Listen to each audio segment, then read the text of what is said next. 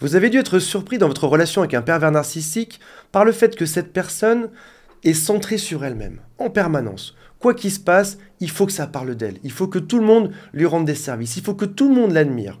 Ils sont centrés sur eux-mêmes et comment est-ce qu'ils vont arriver à faire que leur entourage entier s'intéresse à eux et réponde à toutes leurs requêtes? C'est très simple. Ils vont s'employer à contrôler tout le monde dans leur entourage, y compris toi, malheureusement. Et c'est ce besoin de contrôle qui va tuer chacune de leurs relations. On en parle dans un instant, mais avant de démarrer, si vous le souhaitez, abonnez-vous à la chaîne. Il y a aussi un quiz qui s'appelle « Est-ce que cette personne est perverse narcissique ou pas ?» Et si vous souhaitez me contacter mon équipe, il y a un lien qui est juste en dessous. Alors, ce serait facile de dire « Ces personnes sont des monstres, ils veulent tous nous contrôler » parce qu'on va aussi comprendre leur vision de la chose. Un pervers narcissique est esclave de, malheureusement, son propre cerveau. Il est esclave de son besoin de contrôle. Il ne peut pas vivre sans. Il est esclave aussi de son esprit borné. Il veut toujours avoir le dernier mot. Il veut toujours avoir raison. Il est aussi esclave du fait qu'il manque d'émotions. Il ne peut pas les inventer, il les a pas. Il est aussi esclave de sa peur. La peur que tout le monde découvre que cette personne fragile ment à tout le monde depuis le début. Il est aussi esclave de ses rages, il ne peut pas se contrôler, parfois il passe en rage narcissique, avec des yeux noirs juste devant toi. Il est aussi esclave de ses frustrations. C'est tout un système mental qui va temporairement fonctionner, puis qui va finir par leur nuire. Ils ont besoin de tout un tas de choses pour exister, pour combler leur vide intérieur, et ça va finir par détruire chacune de leurs relations. Ils n'ont pas le choix. Alors vu qu'ils n'ont pas le choix, comment est-ce qu'ils vont s'y prendre? Ils vont commencer par chercher une cible qui va leur donner ce qu'ils veulent. Et typiquement, les dépendants affectifs sont parfaits. Si on regarde la définition dans Google, on voit que la dépendance affective peut être définie comme un besoin de l'affection des autres, quitte à négliger sa propre personne. Ça vous rappelle quelque chose, ça ou pas? Oui, bien sûr. Un pervers narcissique souhaite que tu te négliges et que tu t'occupes de lui en permanence. Ça tombe donc à pic. Il y a quelque chose qui est plus grave que ça, c'est qu'il repère rapidement que tu as une dépendance affective et par la suite, il va l'entretenir. En gros, il va s'en servir contre toi. Typiquement, il va te dire « Tu veux que je t'aime ?» Parce qu'il sait que tu as peur de la rupture amoureuse. « Tu veux que je t'aime? Alors comporte-toi comme ça. Fais-moi plus de cadeaux, rends-moi plus de services. » Tu fais quelque chose pour eux? Quoi que tu fasses, c'est jamais suffisant. Avec toujours une menace. Attention, si tu ne te comportes pas correctement, dans ce cas-là, je partirai. Quand tu fais des choses qui sont merveilleuses pour eux, comme par exemple une surprise, les inviter au cinéma, au restaurant, aux vacances, ils vont te dire « Tu crois que c'est suffisant ça? Tu crois que ça me fait plaisir? C'est parce que tu as juste payé ce type de restaurant, de vacances au cinéma que je vais t'aimer? Non, tu me dégoûtes. Donc, tu as fait ton maximum et c'est jamais assez. » Ou alors ils vont te dire « Je ne dois pas avoir besoin de te rappeler que tu dois faire ça. » Mettez-moi en commentaire si vous l'avez eu celle-ci, qui est magnifique. Je ne devrais pas avoir besoin de te rappeler que tu dois m'offrir des cadeaux, que tu dois ranger toute la maison, que tu dois t'occuper des enfants, que tu dois acheter ceci et cela au quotidien. Un peu comme si c'était à toi de tout faire dans le couple et eux, rien du tout. Ils pouvaient rester sur le canapé. Donc c'est vraiment double standard. Fais ce que je dis, pas ce que je fais. Occupe-toi de tout et moi, pendant ce temps-là, je vais juste contrôler que c'est bien fait. Et ça va engendrer chez toi la peur de le perdre. Ce sera de plus en plus intensif. Après la lune de miel, tu auras quelques menaces et puis il y en aura de plus en plus avec le temps. Alors au début, c'était pas comme ça. Au début, ils t'ont dit que tu étais quelqu'un de spécial pour calmer tes angoisses de dépendance. Ils t'ont promis peut-être le mariage, mettez-moi en commentaire si vous l'avez eu, de passer toute votre vie ensemble. Ils t'ont dit qu'ils n'avaient jamais ressenti ça, que vous aviez une connexion qui était extraordinaire ensemble. Tu es tellement drôle, tu es tellement beau, tellement belle. Les autres sont fous de t'avoir quitté, de t'avoir perdu, et j'ai de la chance de t'avoir rencontré parce que tu es un diamant en face de moi. Pendant cette phase initiale de la relation, ils se placent donc en solution de ta vie amoureuse, de ta dépendance affective. Ils sont la clé de tout ça. Tu n'as plus à t'inquiéter, c'est l'homme ou la femme de ta vie. Mais attention, parce que par la suite, tu vas découvrir qu'il y a une condition. Tu dois tout faire pour eux si tu veux qu'ils t'aiment, si tu veux qu'on retourne à cette phase de lune de miel. C'est donc de l'amour conditionnel. Ils se présentent donc comme étant l'antidote à ta dépendance, à ta vie amoureuse, à plein de choses, mais aussi comme le poison. Si jamais tu ne te comportes pas comme ça, l'antidote va disparaître par la suite. Ils vont ensuite utiliser 3 types de phrases. Il y a des phrases choc, des phrases de crainte, des phrases de culpabilité.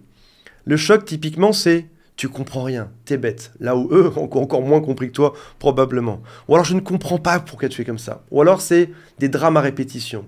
Le soir, quand tu veux pousser la poignée de la porte pour rentrer chez toi, tu ne sais jamais si tu auras le droit à la meilleure soirée de toute ta vie ou le pire drame que tu aies jamais vécu. Ils vont aussi utiliser la crainte. Ils vont te dire par exemple, j'étais si heureux avec mon ex. Oui, enfin, sauf que pourquoi t'es pas resté avec lui? Pourquoi t'es pas resté avec elle au final? Je comprends pas quelque chose là. Ou alors ils vont te dire, j'étais tellement heureux avant de te connaître. Ou alors, si tu continues de te comporter comme ça, je vais partir. Je vais me comporter différemment. Tu vas être puni par la suite. Et là, tu auras une liste de menaces. Je vais le dire à tous tes amis. Tu vas perdre la garde des enfants. Je vais tout te prendre. Cette voiture sera à moi. Ces amis, je vais leur dire qui tu es réellement. Ils vont prendre tes pires secrets et les dire à tout le monde. En tout cas, c'est la menace qui est dite. Ils vont aussi utiliser la culpabilité. Tu m'as déçu. Tu as donné le mieux que tu pouvais. Et qu'est-ce que tu récupères? Tu récupères un. Tu m'as déçu. Non, c'est moins bien que ce que je pensais. Tu as payé les plus belles vacances. Tu as fait tous les efforts. Tu as fait un cadeau d'anniversaire le plus beau que tu pouvais en cassant ta cagnotte. Ils vont faire, ah ouais, merci, merci. J'aurais pensé que ce serait mieux. C'est pas grave. Ou alors ils vont te dire, pourquoi tu me fais ça? Excuse-moi, je pense que c'est plutôt l'inverse. Pourquoi toi tu me fais ça au final? Ou pourquoi tu n'essayes jamais de me faire plaisir? Tu t'es mis à 100% à leur service, tu es esclave, et ils te disent, pourquoi tu n'essayes jamais de me faire plaisir? Ou alors si un jour tu as fait un cadeau qui leur plaisait, ils vont te demander le même cadeau le mois prochain. Tu as offert un cadeau en août, ils vont te dire en septembre, pourquoi tu m'offres pas le même? Tu m'as offert un iPhone en août, pourquoi j'ai pas encore un iPhone offert en septembre? Enfin oui, je pensais qu'un téléphone, ça avait plus qu'un mois de durée de vie. Non mais m'offre-moi autre chose, des accessoires, tu l'as déjà fait, ça veut dire que tu m'aimes plus si tu me payes plus de cadeaux? Prends ça ou n'importe quoi, ou si tu as prêté de l'argent. Tu m'as prêté 500 € le mois dernier, pourquoi tu me reprêtes pas 500 ou 600? Parce que tu m'aimes, si je me trompe pas, c'est ce que font les gens en couple, ils te donnent de l'argent. Et tu en viens au final, malgré toi, à agir exactement comment eux te dictent de faire pour éviter le drame. Tu rentres à la maison, tu marches sur des œufs, t'en dis le moins possible en te disant « Chaque fois que je rouvre ma bouche, ça va être ma fête. » Donc tu te contentes de dire oui et finalement t'abandonnes. Ils jouent sur le chaud et le froid en permanence et tu navigues quasiment à vue de nez pour savoir ce que tu vas faire au quotidien. T'arrives plus rien à prévoir. Plus les copains que tu vas voir, plus tes vacances, ton travail c'est compliqué, parce que tu te contentes d'avoir ton cerveau qui est occupé à 100% par cette personne. Ils vont aussi faire quelque chose d'autre qui va être de transformer la réalité pour te contrôler. Ça s'appelle du gaslighting. Ils vont te dire par exemple, non, non, tu n'as jamais fait d'effort à la maison. Tu n'as jamais rangé ton lit. Tu n'as jamais sorti le lave-vaisselle. Tu n'as jamais fait à manger. Alors, on remarque quelque chose, c'est la généralisation. Jamais. Si on jouait sur les mots, tu l'as peut-être pas fait à 50%. Peut-être que toi, tu n'as pas sorti le lave-vaisselle, tu as peut-être fait d'autres choses, genre mis la table ou n'importe. Mais ils vont te dire jamais ce qui, dans les faits, est faux. Tu l'as déjà fait, mais tu l'as pas tout le temps fait. Mais ils vont toujours exagérer. Tu fais toujours ça, tu te comportes toujours comme ça, tu ne fais jamais ceci. Ou alors non, tu ne m'as jamais prêté d'argent. Tu leur montres le débit, le virement, ben si, regarde, c'est marqué, je t'ai donné 50 € il y a une semaine. Non, non, c'est à quelqu'un d'autre. Tu te rappelles mal. Ils transforment la réalité pour te faire penser que tu es fou et qu'il faut leur faire confiance à 100%. Sauf que, comme dans toutes leurs relations, ils ne peuvent pas te contrôler à 100%. C'est ce qu'ils aimeraient. On a vu qu'ils n'ont pas le choix. Ils sont obligés d'essayer de te contrôler. Sinon, ils passent en rage narcissique, ils deviennent dingues. Ou alors, ils accentuent les menaces de pire en pire. Ou alors, ils te font un silence pendant des heures et des jours jusqu'à ce que tu obéisses. Sauf qu'un jour, tu comprends quelque chose. Tu comprends que, quoi que tu fasses, ce ne sera jamais suffisant. On te l'a fait croire pendant un temps qu'il fallait être meilleur. Et tu t'es même dit, tiens, c'est peut-être positif, c'est une manière d'apprendre sur moi. Et puis un jour, tu as remarqué que même quand tu donnes le maximum, t'es pas récompensé. Et là, tu t'es dit, je dois abandonner selon la situation. Cette personne ne m'aime pas. Si elle m'aimait, elle se comporterait différemment. Et j'ai même un doute sur le fait qu'elle m'ait aimé au tout début de la relation.